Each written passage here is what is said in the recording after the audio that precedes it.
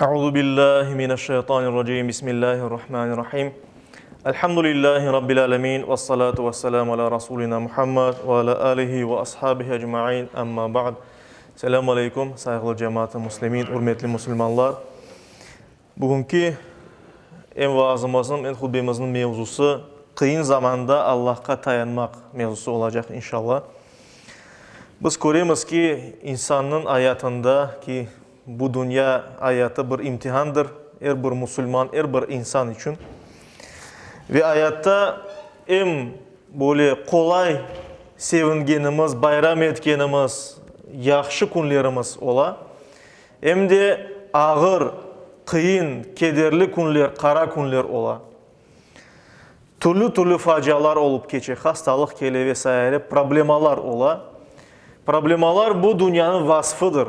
Yani o bir dünyada artık kim cennetke varacak olsa onun probleması indi kalmayacak, probleması olmayacak. Ama bu dünyada insanı sınamak için, nasıl ve ne yapacak için, yapacağına bakmak için, sınamak için işte problemalar kele başımızda. Aralık ne kele, de yaxşı günler ola işte, kara ve beyaz günler deyimiz biz ya da kederli ağır günler ve kolay yengil böyle parlak aydın günlerimiz ola. İmtihan olması münasebetinin böyledir. Allah-u Teala Kur'an-ı Kerim'de bunu açık aydın buyura.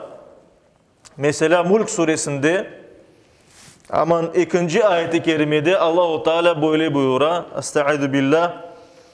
Ellezî halakal mevte vel hayâh.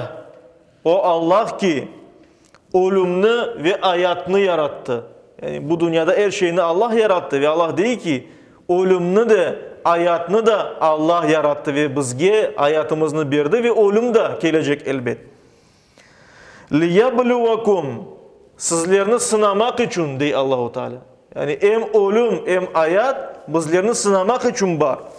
Eyyukum ahsanu amela. Sizden kaysınız daha güzel ameller, daha güzel işler yapar, daha güzel hareket yapar, hayırlı işler, iyilikler yapar, salih ameller yapar de.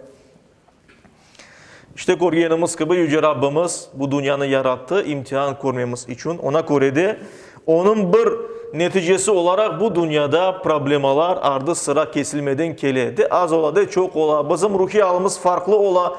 Kimerde biz onlarını görmeyimiz, yani görmemiz degende böyle ağırlığını duymayımız, kimerde üstümüzge çöke. Bu tabi bir aldır dey Allah-u Teala şu ve diğer ayet-i kerimelerde. Bakara suresinde ise Yüce Rabbimiz bu imtihanın nasıl olduğunu da açıklay. Allah-u Teala değil ki ölümlü hayatını yarattı sizini sınamak için, imtihan etmek için. Bu imtihan sınav ne olduğunu Allah-u Teala böyle buyura. Bakara suresinin 155. ayet-i kerimesinde. Estaizu billah. وَلَنَبْلُوَنَّكُمْ Biz sizlerini sınayacak mıyız diye Allah-u Teala.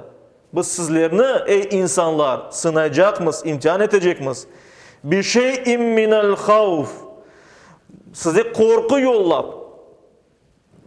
Vel cu' açlık yollap. Ve naqsim minel emvali vel anfusi ve thamarat. Ve malınızı eksiltip, canlarınızı eksiltip ve meyvelerinizi, mahsulatlarınızı eksiltip sınayacak mıyız diye Allah-u Teala. Yani Allah-u Teala diyor ki imtihan var. Her bir insan sınalacak. Ve bu sınav nedir? Korku gelecek kimerde insana. Korkulu vakitler olacak. Kimerde açlık gelecek, kıtlık gelecek, rızkı azalacak. Ve kimerde de malları eksilecek, algan mahsulatı eksilecek ve hatta canlar böyle eksilecek diye Allah-u Teala. Yani yakınlarımız ketecek bu dünyadan. Allah-u Teala böylece sınay insanı bu dünyada. Ve devamında buyura. وَبَشِّرِ الصَّابِرِينَ Sabır etkenlerge müjde ver. Ey Allah'ın peygamberi Muhammed sallallahu aleyhi ve sellem sabır etken müminlerge, Müslümanlarga müjde ver. Çünkü onlar bunun mükafatını kat kat alacaklar. Ve hatta coyganlarını kat kat tapacaklar. Kim bu dünyada korku duysa, sabır etip çidasa bu imtihana, o bir dünyada cennete korku duymayacak. Kim bu dünyada olganda açlık duysa, çidasa ama özünü Müslümana yakışır şekilde alıp barsa, böyle aşağı şeylerge barıp ketmese, yani İslam'a doğru uymagan hareketler yapmasa, mesela kırsızlamasa ya da başkasının hakkına kırmese, elbette onun mükafatını kat kat, misilsiz katlarla koruyacak cennette. Kim de bu dünyada malını, mulkunu gayip etse onu koruyacak elbet, katını, daha ziyadesini. Ve kim de bu dünyada yakınlarının canlarını gayip etse, yani yakınlarımız bu dünyadan ketse, inşallah Allah-u Teala'nın yardımıyla bu dünyada onlarını koruyacakmız. Eğer hepimiz şu imtihandan geçsek, yakınlarımızla beraber cennetke nail olacakmız inşallah. Bunu da bilmek gerek. Yüce Rabbimiz Allah-u Teala, onun 99 adlarından birisi de el-adl, adaletlidir ya da adalettir Allah-u Teala. Ona göre de Yüce Rabbimiz insana bir sınav yollaganda, bir problema yollaganda küçünden ziyadesini hiçbir vakit yollamay. Eğer bir insan çıdayacağı kadar kele ona. Ve buna da göre ne kadar ağır olsak da umut koymamak gerekmiz. Çünkü inşallah Yüce Rabbimiz bizge yolumuzu açar. Ziyadesini yüklemedi. Gerek öz irademizni kullanıp, çidap, sabırla ileriye gitmege ve Allah-u Teala tez vakitte yardım eder inşallah. Ve küçünden ziyadesini yüklemegene çok ayet-i kerimelerde buyurula. Mesela Bakara suresinin 286. ayet-i kerimesinde Allah-u Teala böyle buyura. Estaizu billah. La yukallifullahu nefsen illa vus'aha. Allah-u Teala bir nefiske, bir canğa, yani insanga küçünden ziyadesini, yapabileceğinden ziyadesini yüklemey, vermey üstüne böyle bir vazife. Mükellef etmey, çaresi olmayan şeylerini yapmağa. Ve ona göre dinimizde eğer insanın bir şeye gücü yetmese, o üstünde vazife düşe. İnsan orada tutup olmasa sağlığı keder eti. O orazasını tutmay, dinimizge göre tutmamak gerek. Eğer başka ibadetler olsa ya da vazifeler olsa, eğer insanın çaresi yok onu yapmağa, işte Yüce Rabbimiz öz dininin, öz merhametinin yapmağa emir etmiyor ona. Demek ki küçünden ziyadesini Allah-u Teala yükleme, imtihan etkinde de insanın yapabileceğini biri. Mesela mektepte okuyan talebeler ya da üniversitede, institutta okuyan talebeler gibi, onlar bazı bir şeylerini öğrenirler, onlardan sonra ondan imtihan verilir. Bilmegen şeylerden imtihan yapılmay. İşte Allah-u Teala da insanın yapacağından imtihan yapar insanlarını. Bütün insanlarını, şu cümlede Müslümanlar. Ve elbette aytkanımız gibi kim çidasa ve Allah'ın iradesinin, Allah'ın bergen iradenin bu ağır günlerini geçmeye tırışsa, Allah-u Teala mutlak yengilik verecek. Bunun hakkında da Kur'an-ı Kerim'de İnşirah suresinde böyle buyurula. Estaizu billah. فَاِنَّ مَعَ الْعُسْرِ يُسْرًا. Hiç şüphesiz ağırlıkla beraber yengilik var. De Allah-u Teala Kur'an-ı Kerim'de. Kıyınlıkla beraber kolaylık var. De.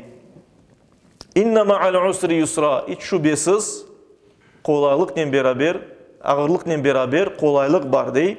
فَاِذَا فَرَغْتَ فَانْصَبْ. Ve eğer sen boşalan olsan bir hayırlı işten, aman başka hayırlı işini yapmaya tırış. De. Ve senin üstüne bir problema gelse, onu çözmek de senin için bir sevaptır. Onu yaptın mı ama başka meseleye var. Başka problemanı çözdü Allah-u Teala. Ve ila rabbike fargab. Ve oz Rabbine yönel dey Allah-u Teala. Rabbine yönelip Allah için bunlarını yapmak gerekmez. Bu ayet-i kerimelerden anlaşıla ki, her bir kıyınlıktan sonra kolaylık gelir dey Allah-u Teala. Ve biz onu hayatımızda da görürüz. Yani bir insanın başına kıyınlık geldi mi vakit geçe, eğer eceli gelmegen olsa, elbette o problemanın da çözülüğü de peyda ola. Ya da başka bir şey aktual olup kala bu insan için ve insan rahatlay. Böyle devrelerden kete. Ağır gün, yengil gün böyle devam ete. Elbette problemalar hiçbir vakit bitmey bu dünyada, ama gene de insanın alı böyledir. De rahatlay, de ağır günler kele başına ağırlaşa.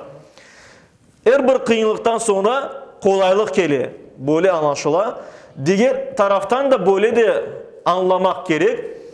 kıyınlıkның içinde de kolaylık var. Yani bir insanın başına bir problema gelse, kıyın alga düşse, eğer o düşünse, nasıl ne yapıp bu problemanı çözeyim ve bunun için tırışsa, kolaylığını tapar. Yeter ki bunun için tırışmak gerek. İşte bunun için de tefekkür etmek gerek. Tefekkür etmek yani düşünmek, bu problemi nasıl halletmek gerek ya da bizim üstümüze gelgen ağır günleri nasıl geçmek gerek, bunlar hakkında düşünsek elbette ki bunların da çözmeye mümkün olacak. Yüce Rabbimiz yöneltir bizlerini inşallah. Her bir imtihan, her bir problema, muşkul karşısında, her bir bela, facia karşısında Yüce Rabbimizge hamd etip, yani Yüce Rabbimizge şükür etip ve sabır etip yanaşmak gerek. Bunun hakkında hem ayet-i kerimelerde hem Peygamberimiz sallallahu aleyhi ve sellem'in hadislerinde buyurulmakta. Mesela Müslim'de geçken, Müslim'nin kitabında, hadisler kitabına geçken bir rivayetke göre sahabelerden Suheyb bin Sinan, Allah ondan razı olsun, rivayet etkenine göre Peygamberimiz sallallahu aleyhi ve sellem böyle buyurdu. Acaban li emril mu'min. Men müminin, inangan bir kimsenin, musulmanın alına taciplenem dey Peygamberimiz. Şaşam dey müminin alına taciplenem, pek meraklı. İnna emrahu kullahu lehu hayr. Hiç şüphesiz onun yapkan bütün işleri onun için hayırlıdır dey. Mümin kişinin yapkan bütün işleri onun için hayırlıdır dey Peygamberimiz. Ve leysa zalika li ahadin illa li mu'min. Bu al ancak inangan kimselerge mahsustur. Ancak inangan kimselerge böyle tacipli, şaşılacak alını görmek mümkün değil Peygamberimiz. İn asabathu sarra'u. Eğer onun başına bir sevinç gelse, yengilli, güzel bir al kelgen olsa, şakara, Allah'a teşekkür etti, şükür etti Allah'a. Bir yaxşılık geldi mi? Allah-u Teala'ya şükür etti inanan kimse. Fakana hayran lahu ve bu onun için hayırlı ola. Hayır ola. Çünkü Allah'a şükür etti mi Allah-u Teala daha da ziyadesini verir. Kur'an-ı Kerim'de buyurulganı gibi ve la in şakertum la azidannakum. Siz eğer bana şükür etseniz sizge daha da ziyadesini veririm dey Allah-u Teala Kur'an-ı Kerim'de. Hayırını arttıra. Ve devam etti Peygamberimiz sallallahu aleyhi ve sellem. Ve in asabathu darra'u ve eğer de mümin kimsege, musulmanga bir sıkıntı gelse, bir muşkul problema gelse başına sabara, o sabır ete. Allah'a isyan etmeyi. Yine de Allah'a şükür etip sabır ete. Allah'tan bir imtihan inşallah sevabını kazanırız diye. Fakana hayrallah ve bu da onun için hayır ola. Böylece o sevap kazana ve dünya imtihanından birisinden geçe. Kur'an-ı Kerim'de ise Bakara suresinde 153. ayet-i kerimede Rabbimiz böyle buyura. Estaizu billah. Ya eyyühellezine amanu. Ey iman etken kimseler, Müslümanlar. İsta'inu bis sabri ve salah. Sabır etip ve namaz kılıp yardım isteyiniz Allah-u Teala'dan dey. Yani bir problema bir şey geldi mi? Namaz kılınız, ibadet etiniz Allah-u Teala'ya ve sabır etip Allah'tan yardım isteyiniz. Hayırlı bir iş yapmak, hususan ibadetlerin en büyüklerinden olan namaz kılıp sonra Allah'tan yardım istesek ve sabır etsek elbette bunun sonu hayırlı olacak. İnnallâhu ma'as sabirin. Çünkü Allah sabır etkenlerden beraberdir diye Yüce Rabbimiz Kur'an-ı Kerim'de. Bununla beraber Allah'a her alımızda hamd, şükür etip, problemalarga sabır etip, onların sonuna kadar yetmek gerek elbet ve problemalının sonuna varmak meselesinde umut coymamak gerek. Müslüman hiçbir vakit umutunu coymay. Hatta Müslüman için Allah'ın merhametinden umutunu coymak, bu dinden çıkmak demektir saygılı cemaat. Mesela Kur'an-ı Kerim'de Yusuf suresinde 87. ayet-i kerimede Yakup aleyhisselam oğullarına nasihat etkende o sözlerinde böyle ayetkan edi. وَلَا تَيْأَسُوا مِنْ رَوْحِ اللّٰهِ Allah'ın merhametinden hiçbir vakit umut kesmeyiniz dey. İnnehu la yeyesu min ravhillahi illa'l kavmul kafirun. Allah'ın merhametinden ancak kafir topluluk, yani Allah'a inanmayan kimseler umutunu keseler. Ona göre de nasıl ağır alda olsak olayık, Allah'ın merhametinden, Allah'ın bizge yardım edeceğinden umut kesmemek gerekmez. Ve nihayetinde ne kadar günah yapsak bile Allah bizni bağışlar degen fikirden, umuttan uzaklaşmamak gerekmez. Yani Allah-u Teala eğer bir günahımızı bağışlay bile ona inanmamaktan ve Allah'a şirk koşmaktan gayrı. İşte bu ayeti kerimeni inkar etmemek gerek. Şu yerde buyurulur ki ancak kafir kimseler, inanmayan, Allah'ını inkar etken kimseler umutlarını joyalar. Ama Müslüman kimseler umutlarını joymaylar. Ona göre de kim yok, men umutunu joydum vesaire dese, o demek ki din noktayı nazarından pek tehlikeli bir ağılga düşe. Umut joyulmamak gerek, iman etken kimsede. Devamında Yüce Rabbimiz Talak suresinin ilk ayeti kerimelerinde, ikinci, üçüncü ayeti kerimelerinde böyle buyura. Estaizu billah.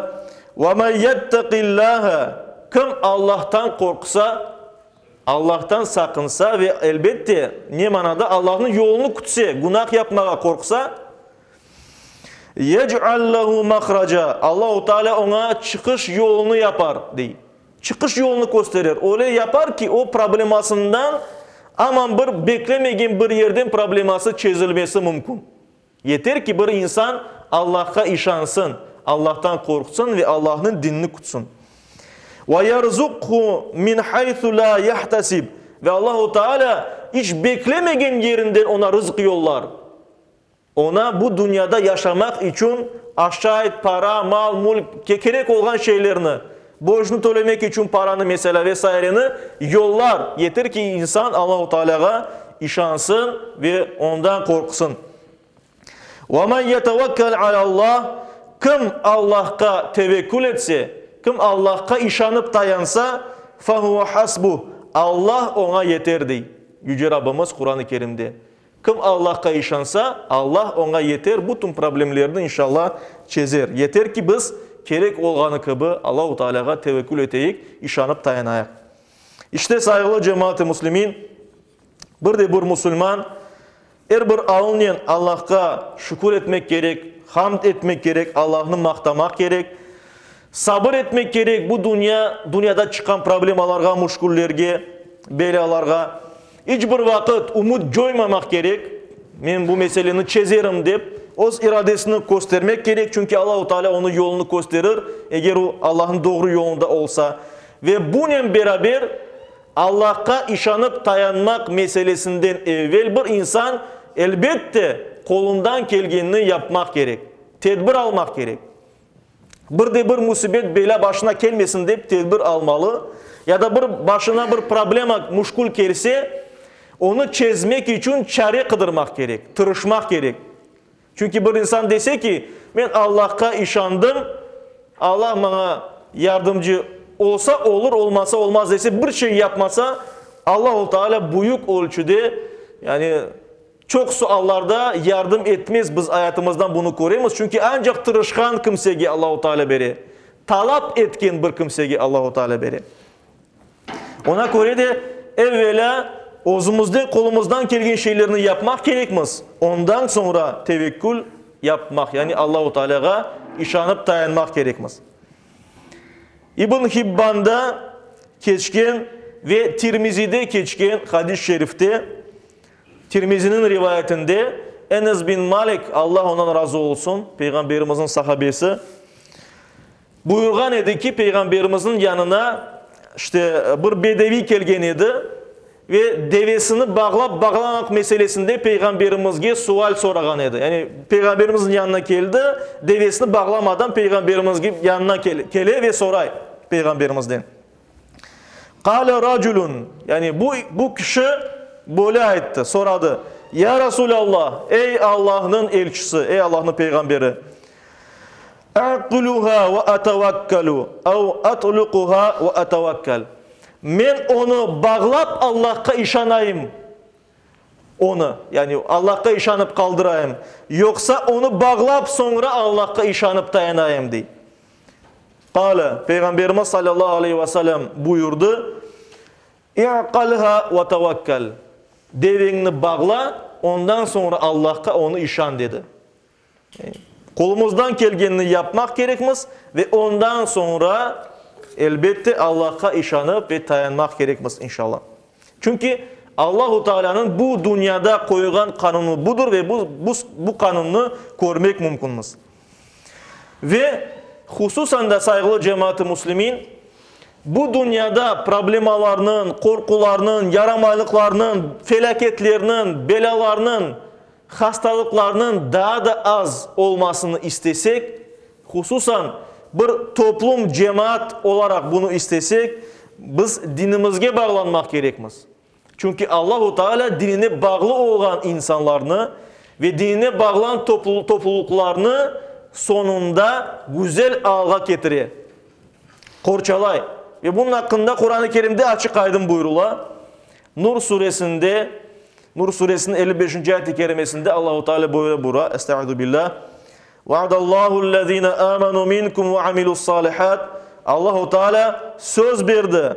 Sizlerden kim iman etse, Allah'a ve Allah'tan gelgen her şeye inansa ve salih ameller yapsa, dinini kutse, kıskacası yani Allah doğru göstergen hareketlerini yapsa, Allah emir etkenlerini, buyurganlarını yerine getirse, yasaklarından uzak olsa, لَيَسْتَخْلِفَنَّهُمْ fil ard. Allah öyle kişilerini yer üstünde halife edecek. Halife degeni yer üstünü sahibi edecek diye. Bu toprakını sahibi edecek diye. Eğer Allah'a inanıp onun dinini yerine getirse insanlar. كَمَا اسْتَخْلَفَ الَّذ۪ينَ مِنْ قَبْلِهِمْ. Sizler evvelkilerini yer üstünde sahip etkeni kıbı diye Allah-u Teala. Sizlerin de sahip eder. وَلَيُمَكِّنَنَّ لَهُمْ دِينَهُمْ اَلَّذِي ارْتَضَى لَهُمْ. Ve Allah-u Teala söz beri böyle iman etip hayırlı işler yapkan kimselerge razı olan dinini onlar için sabit etkenini, eteceğini, pekiteceğini, dinini pekiteceğini söz beri. وَلَيُبَدِّلَنَّهُمْ مِنْ بَعْدِ خَوْفِهِمْ اَمْنًا. Ve korkularından sonra amallık getireceğini, korkularını amallıkla değiştireceğini söz verdi Allah-u Teala Kur'an-ı Kerim'de. Ve devamında buyura: "Ya'budunani." Aysa bana kulluk etiniz ey Müslümanlar. Allah'a kulluk etiniz ki Allah-u Teala sizge bularını versin, sizni korçalasın, amanlık versin. La yüşrikuna bi şey'a. Bana dey Allah-u Teala, hiçbir kimseni ortak koşmanız. Ancak bana kulluk etiniz. Ancak menden isteniz, bana dua etiniz dey.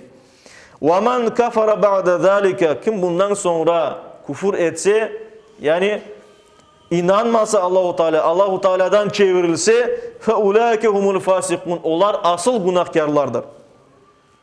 İşte saygılı cemaat-i muslimin bir de üstümüzge artık ezan başladı, ona göre de aytayıq ki saygılı cemaat-i muslimin her birimiz yapkan bütün bu dünya problemalarından, müşküllerine bakkanda Allah-u Teala'ya işanmak gerekmez, sabır etmek gerekmez, her bir ağımızga şükür etmek gerekmez. Mümkün olganı kadar bu problemlerini çözmek için irademizni kullanmak gerekmez ki Allah-u Teala bizim ogumuzda türlü kapılar açsın ve başımıza gelgenlerden ibret çıkarmak gerekmez. Yani düşünmek gerekmez ki gelecekte böyle problemalar başımıza gelmesin. Bunun için tedbir almak gerekmez. İşte Yüce Rabbimiz her birimizge Allah'ın bu yolunda olmağa nasip eylesin. Ve tevekkül etken, Allah'a işangan her bir alınyan, hayırlı günlerde, ağır günlerde Allah'a şükür etken ve ona işangan kullardan olmağa nasip eylesin. Amin.